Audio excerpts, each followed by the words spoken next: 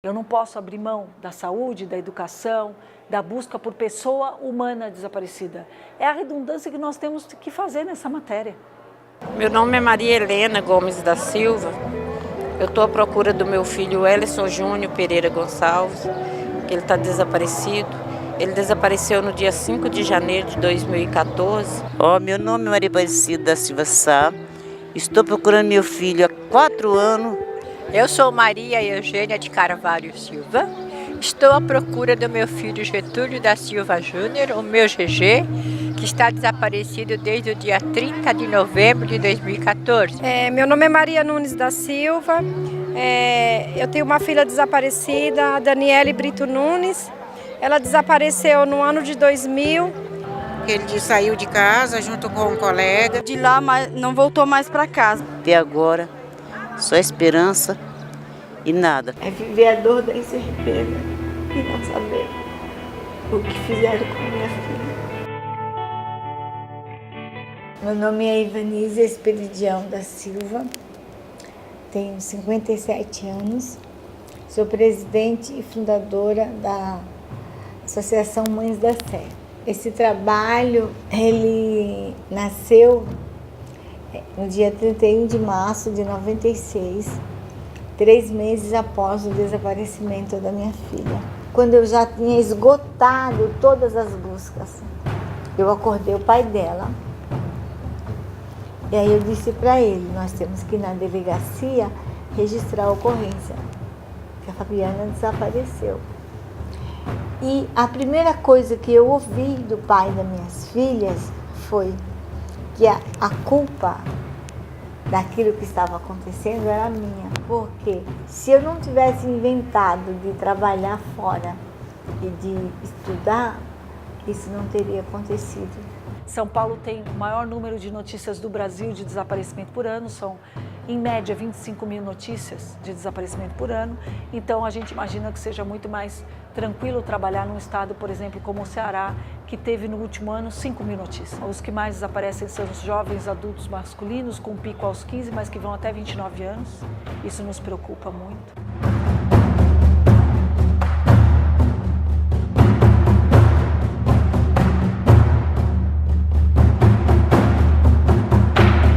Eu achava que ao chegar na delegacia, eu ia ser tratada com respeito, né, com dignidade, e que a polícia ia me ajudar. E para minha surpresa, o delegado olhou para mim e disse assim: volta para casa, mãe. Isso é coisa de adolescente. A sua filha deve estar com algum namoradinho por aí. Por que da minha insistência de registrar o boletim de ocorrência? Porque na minha inocência, na minha falta de conhecimento, eu achava que a partir do momento em que fosse registrada a ocorrência, a polícia começava a procurar pela minha filha. E não é isso que acontece. Quando você chega numa delegacia, o delegado, ele já tem uma opinião formada a respeito do que aconteceu. Se é criança fugiu de casa por maus tratos, ou pela miséria, ou porque está passando fome. Se é adolescente, se é menina, foi embora com o namoradinho. Se é menino, está envolvido com as drogas, né? Se é adulto, às vezes já é casado, arrumou um amante e foi embora. Então, para cada caso, ele já tem uma opinião formada. Além disso, há uma burocracia com relação ao próprio boletim de ocorrência. Nunca foi regra, se não lenda popular, o aguardo de determinado tempo para dar notícia do desaparecimento. Pelo contrário, quanto mais tempo demora, pior fica. E elas são até hoje impulsionadas tecnicamente a não fazer o boletim de ocorrência dentro da delegacia. Elas têm que brigar pela investigação, quando a investigação é uma obrigação do Estado enquanto política pública, administrativa, seja ou não um fato criminoso. É que como está alocado na delegacia e aposta na expertise investigativa e no banco de dados de boletim de ocorrência, o Estado não capacitou os seus funcionários, que são investigadores de crimes, e não instrumentalizou essas esses espaços privilegiados de atendimento, privilegiados pela causa, da magnitude da sua atuação. Por que eu ia nos IMLs a cada 2 dias? Porque eu ia no IML, por exemplo, eu ia no IML das clínicas hoje. Na época, não era informatizado. Eles te davam um álbum de fotografias para você olhar. Você não reconhecia nenhuma foto daquele álbum, eles diziam assim: a senhora tem que voltar daqui a 2 dias, porque nós só ficamos com o corpo 72 horas. Depois de 72 horas, ele é enterrado como indigente. E o medo que eu tinha. Nós temos 72 IMLs, por exemplo, só em São Paulo, desintegrados. Então, a notícia seria: você precisa ir a 72 unidades. Para isso precisa de capacidade emocional, física e econômica. A maioria não tem. E por que desaparecem mais pessoas com menor capacidade econômica? Não, é porque elas não são ouvidas, elas não são atendidas. Uma das coisas que me entristece muito morar num país onde nós temos, se você tiver um carro e seu carro for roubado, você vai na delegacia, registra o furto do seu carro.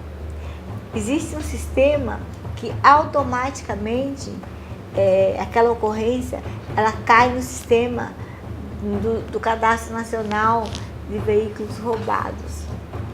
Em relação a pessoas desaparecidas, não existe isso.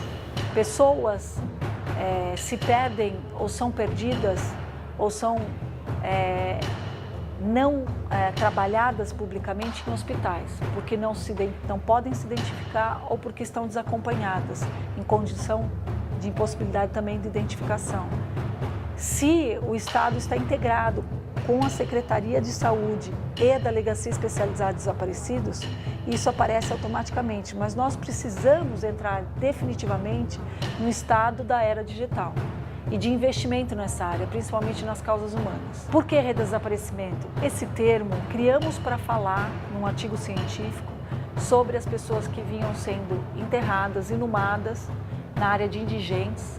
Hoje, Vila Formosa 1 e 2 e Perus, os 2 cemitérios, mas que estavam oficialmente sendo procuradas como desaparecidas. Isso significa que havia um boletim de ocorrência de desaparecimento e um boletim de morte no mesmo nome, não estou falando de não identificados, cuja dificuldade é maior, mas que tem características biológicas muitas vezes marcantes e com identificação possível, diria até fácil, num sistema público digital organizado. Esses 2 BOs não foram cruzados por mais de 15 anos e as pessoas viveram a dor do desaparecimento por 15 anos, sendo que em 3 dias o parente estava morto e identificado por 2 documentos que passaram pela mesma delegacia especializada. Nós temos em 5 anos um encontro de muita força social. Por quê? Porque faltava Estado. E onde falta Estado, diante de um problema inafastável, não dá para deixar para depois, nem por um segundo, a sociedade buscou essa sua autoproteção. Eu sempre vi a Praça da Sé como sendo palco de grandes atos e reivindicação da sociedade civil. Por ser o marco inicial de São Paulo, era lá que as pessoas se organizavam. E eu marquei com aquelas mães, com aqueles familiares, de nos encontrarmos no próximo domingo, nas escadarias da Catedral da Sé, no dia 31 de março de 96. Eu cheguei na Praça da Sé, por volta das 9 horas da manhã, aquelas escadarias estavam assim, ó, repletas de ponta a ponta. Tinha mais de 100 pessoas ali. A nossa razão social é a Associação Brasileira de Busca e Defesa da Criança Desaparecida. Mas quase ninguém nos conhece pela razão social. As pessoas nos conhecem como Mães da Sé. A gente já cadastrou mais de 10 mil pessoas e temos um saldo de 4.754 casos resolvidos. E nesses 23 anos praticamente, eu nunca tive nenhuma informação de concreto sobre a minha filha. É 1000 vezes pior que a morte. Porque se eu tivesse enterrado a minha filha, eu acredito que eu já tinha acostumado com a ideia de nunca mais ver. Agora, o que tem me matado aos pouquinhos é não saber o que aconteceu. Em 22 anos, eu tenho 16 mães que morreram. Uma se suicidou, 2 morreram de câncer, uma inclusive morreu esse ano de câncer. E as outras morreram com a mesma patologia, infarto fulminante. E 3 pais que também morreram de infarto fulminante, porque a tristeza também mata. Se você não procurar ajuda, você ou enlouquece ou você morre.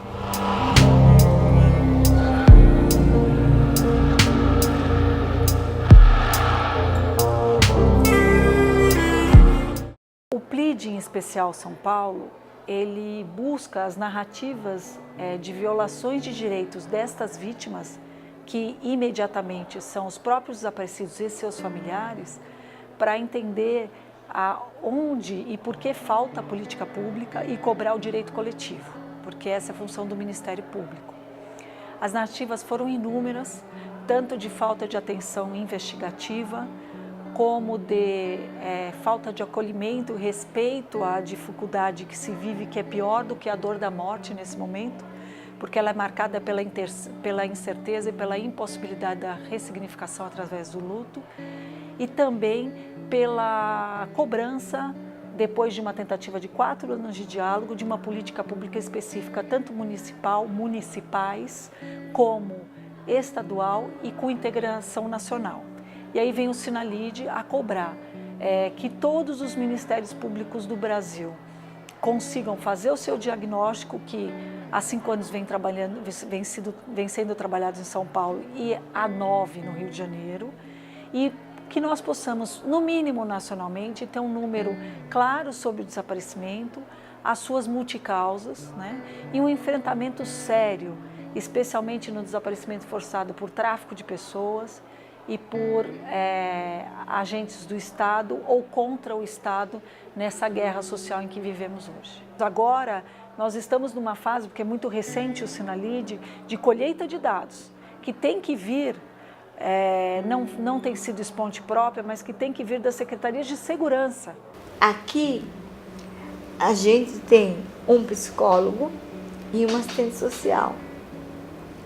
Se a mãe precisa de um acompanhamento psicológico individual, ela tem toda semana aquele acompanhamento psicológico. E a cada 15 dias é feito um grupo. O próprio PLID de São Paulo, ele tem um atendimento psicológico de urgência e uma ligação com as redes de atendimento perenes da municipalidade. Nós temos uma psicóloga no grupo. Além disso, o programa ele acompanha as pessoas para além da causa do desaparecimento e as ações coletivas, como, por exemplo, nas causas de declaração de morte presumida, né, na questão do traslado do corpo, nas informações sobre inumação, nas buscas técnicas, nas questões antropológicas. Então é necessário entender que o olhar coletivo vai passar pelo atendimento humanizado, pelo atendimento como de uma promotoria e não só de um programa de dados. O desaparecimento no Brasil, ele é tratado com um descaso muito grande. Os nossos filhos, eles fazem parte apenas de uma estatística. Para as autoridades, para o poder público e para a sociedade, os nossos filhos são um número, entendeu? A melhor forma de você ajudar ou não ajudar alguém é se colocar no lugar dele. E ninguém se coloca. Você vê quantas 1000 pessoas não vão para a rua protestar quando a passagem de ônibus aumenta, né? Agora, alguma vez você já viu a sociedade se juntar a nós? Você já ouviu falar? Não vai. E o que nos mantém viva é a esperança de um reencontro único, mesmo sem saber o dia e a hora que ele pode acontecer.